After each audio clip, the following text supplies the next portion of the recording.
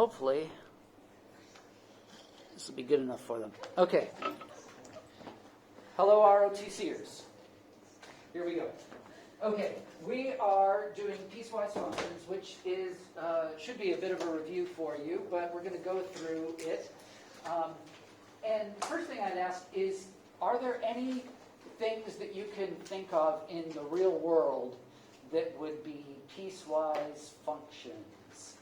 There's actually a lot of things once you kind of get started thinking about them that would function in a piecewise way in the real world.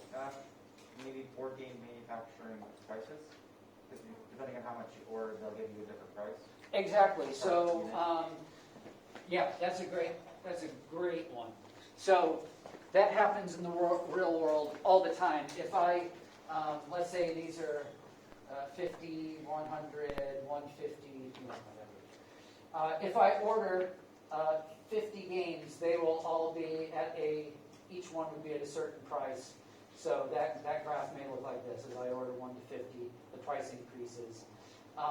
But when I order from 50 to 100, maybe that price increases a little more slowly because they're giving me a different price. If I order up to 150, that price may go up even more slowly. So yeah, there's a real world example. And of course, if you're the person programming the website, you're going to need to program a stepwise function into the logic behind that so that it can give the correct total amount. Any others that you can think of, Richard? Well, just the general coding if statements and like else statements. Yeah, exactly. I mean, Emma. Is a piecewise function like a log? Like what is it? So we'll graph a couple here in a minute. In fact, here's one. Let's see, these are, let's call these minute. These are maybe 10 minutes each. You go to the airport, and for the first 30 minutes, it's free. Costs $0. So for 30 minutes, it's free. And then right at 30 minutes, for the next 30 minutes, you're going to pay 20 baht. So here's, let's just call that 20 baht right there. So it goes up, and for 30 more minutes, you pay 20 baht. And then once you get to 1 hour here, it jumps up another 20 baht, and you pay 40 baht. And that goes on there. So this would be a piecewise graph. They can look a number of different ways. But basically, you've got several different functions that are defined depending on where you're at in the graph. And so, yeah, there's one. The amount of taxes that you pay. When you make less than $10,000, it's a certain percentage. When you make $10,000 to $50,000, it's a different percentage. And so that graph would change depending on the amount of money that you make. Okay, let's take a look at this graph. This is just kind of a random one that I made up. But just for review, you should remember that this is the form that it looks like. So our domain is over here, and we kind of almost read it right to left. Here's our domain, here's the function, and then here's our output there. So this graph tells us we're going to start when x is less than 0. So this is everything less than 0. Our function is going to be x. And then that will tell us what our answer is. So we can plug in some numbers if we don't think right away of what this graph looks like. It is our identity graph, so it should be really familiar. We can start at this critical point here. And even though it's not equal to 0, we can still use this as a point to get us in the right place. We'll just put an open circle there. So if I plug in a 0 for x, my output is x, right? So it's going to be 0. So I'm going to have an open point here because it wasn't equal to. And then when I plug in a negative, I have a -1. It's going to give me -1, right? This is just the identity graph like that. So then I look at the next piece. So this is equal to 0 up to less than 3. And it tells me that no matter what I plug in here, what's my answer going to be? 2, right. So this is just what a horizontal line looks like, right? So we'll go up to 2 here at 1, 2. And it is equal there. Rotsies, there you go, equal there. So I put a solid dot there. And all the way up to 3 is just going to be a horizontal line. And then I've got an open dot there. Don't get confused by the airport parking. Okay, and then it says when x is greater than or equal to 4, it's going to be x plus 5. Anything strike you about that? Well, let's just look at the critical points. And so this is, our critical point is right here at 4. So it's going to be equal to 4. 1, 2, 3, 4. And it says it will be x plus 5, so I'll plug in a 4 there. 4 plus 5 is 9. So 1, 2, 3, 4, and I'll go up to 9. 1, 2, 3, 4, 5. There it is. And that's just a line as well. It's your identity graph of a line raised up 5. Okay. So, does anything strike you as unusual about this graph? Isaiah? Where's 3? Ah, very good. That's what we're going to get to. Let's talk about the domain of this. So, for what values of x is this graph defined? Where do we go down to, Richard? Anything less than 3. Anything less than 3, right? So x is less than 3. We can plug that in and get an answer, right? All the way down to infinity. Let's use our interval notation here then that we were talking about the other day. So that's nice. It gives me great joy when a marker writes that darkly. Okay, so and then that goes up to 3. It doesn't include 3, so we're going to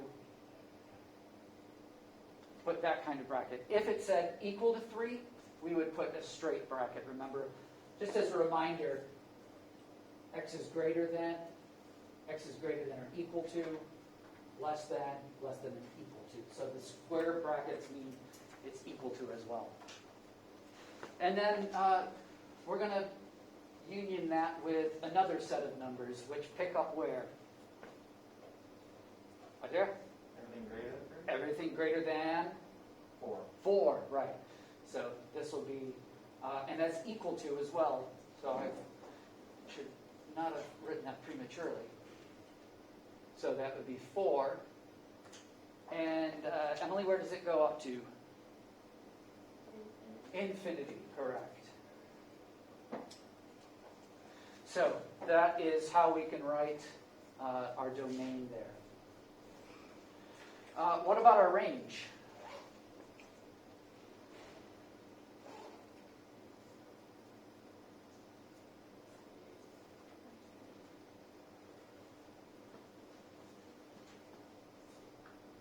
So we're going to do everything less than 0, right?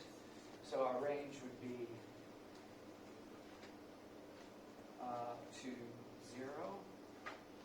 Then we get single point.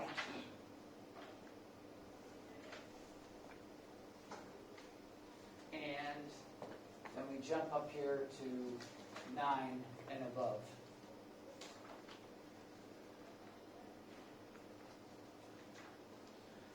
Remember how to write.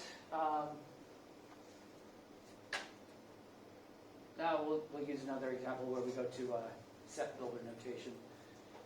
Set builder notation is very drawn out, isn't it? Interval notation is much faster to use.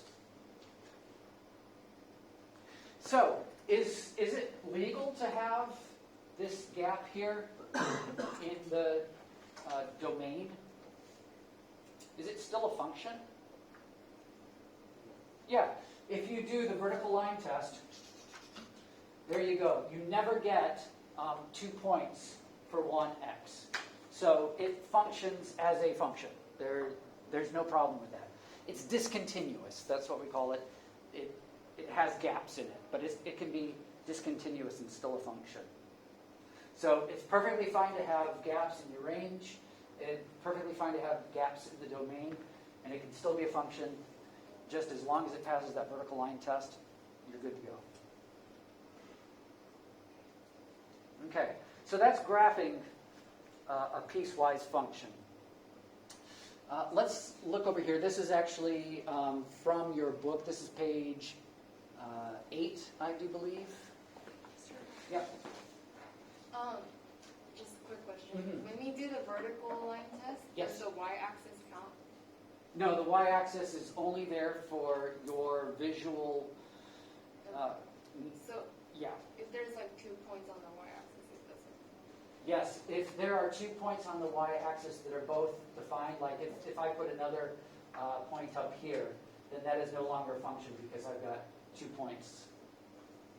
So Oh, the y-axis is only there for our convenience, just to see. But you can imagine that, the whole graphing system is there to help us visualize a set of data. So when you look at your graph paper, you've got hash marks. They're only in our mind. They don't actually mean anything. The axes themselves, as drawn, don't have any meaning. Yes. Like you had 2 dots on the y-axis already, like one. This one is open. oh. This is an open dot because we were less than 0 here, and this was less than or equal to here. So they're different. So this, from here, this line goes right up to 0, but never gets there. It gets infinitesimally close, but it never reaches 0. So that is an open dot. So yeah, hey, let me show you something.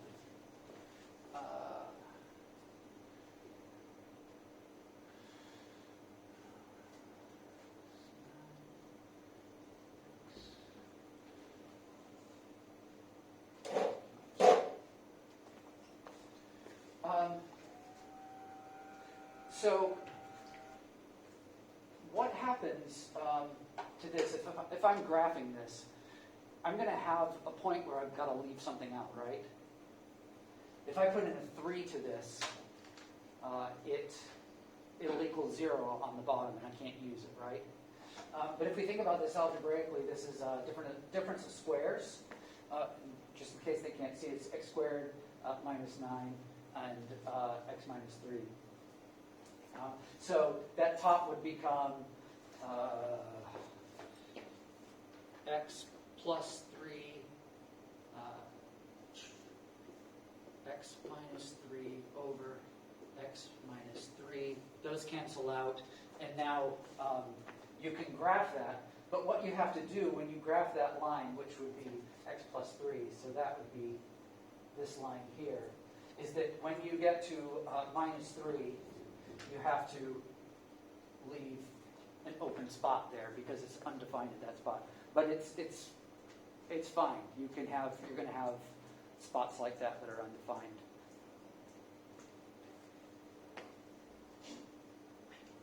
Don't worry too much about that. That's just a little.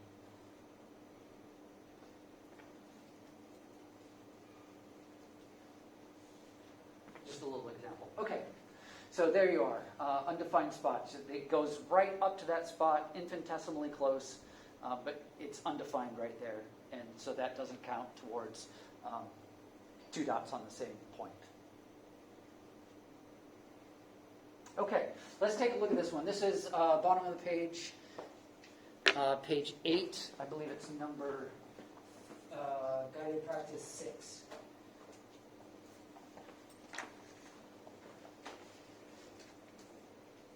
So you can evaluate these things without graphing them out. And all that you need to do is plug in the number that they give you for t or x or whatever the variable is. Figure out which place it belongs in the domain, so it'll tell you which function, which part of the function, and then you just plug and chug. So Here they want us to evaluate it when t is 5. So if I'm looking to evaluate this big function at 5, which subfunction do I plug it into? The first one up here, right? Because 5 is between 0 and 15. So I'm just going to plug 5 into this part, this function right here, 4t.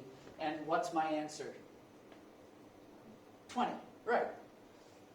Just plug it in, do the math. 15, where does 15 go? It goes into the first one as well. Remember, we've got equals here, so even though there's a 15 here, it's going to go in this one. And what is the answer when I do that?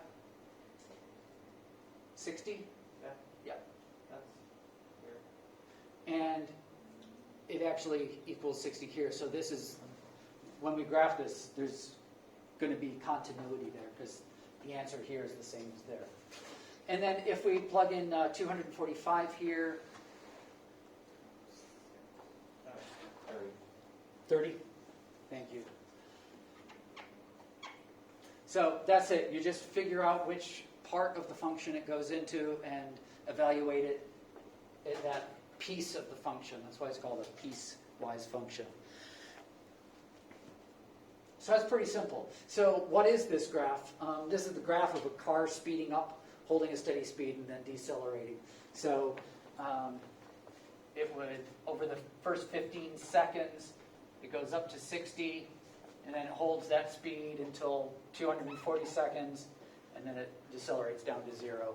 And that's what that graph looks like. So what is the domain of this graph here? Where is x defined? Where do we have values that we can plug in for x on here?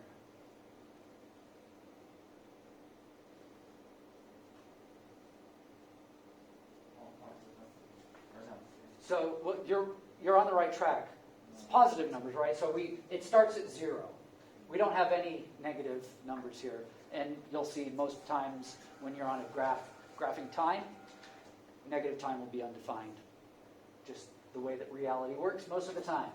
Okay, so it goes from 0 and it goes all the way up to, right, so our domain here is from 0 to 250. Anything outside of those times, it's undefined. But in that interval from 0 to 250, it is a continuous function. Does that make sense? And what's the range on this? 0 to 60. Yep, 0 to 60. So that one's pretty easy to see visually. And you can figure it out algebraically too, but when you put it on a graph, that really helps us process it because it just becomes obvious. And that's it for piecewise functions. That's all you really need to know. So we're going to jump into the homework, which you're going to get mostly done in class today. And here it is. It's on page 9. You've got 1 to 9 odd, 15 to 19, 25 to 29 odd, 31 A and B, and 33 A, B, and C. I think you will find, for the most part, that these are fairly easy. The answers are all in the back of the book, so you can check. If you didn't get it right, figure out why you didn't get it right, work it out again, or correct the thinking in your head if that's all you need to do. 31 B and 33 B and C get more difficult. 33 C, I'll be honest, I did that this morning, and it took me about 20 minutes just to do that one, because I made a series of little mistakes and putting exponents inside brackets instead of outside brackets, that kind of stuff. So this might take you some time. If you get the algebra right, it's not too bad. You'll need a calculator for sure. And also, you'll find Pascal's triangle on 33C to be very, very helpful. That's a hint that you can use that to help you. So you'll do whatever you don't get done today at home. And I would say on these harder ones, 31B, 33B, and C, work at it, try it. If you don't get it, if you're struggling with it, we're going to go over that extensively in class next period together. So do your best and put in a little bit of time and struggle with it, and we'll go over it in class. The rest of it you should be able to get done here right now. Yeah. Do we need to do this homework in? We're going to, it's going to be a did you do it or not kind of homework. And you're going to tell me which ones were hard so that we can work on any ones that everybody had difficulty with together. But since the answers are all in the back of the book, I just need to know that you did it. You're going to need to show your work on 31 and 33. There's not really much work to show on the rest of it. It's see it and write the answer kind of stuff.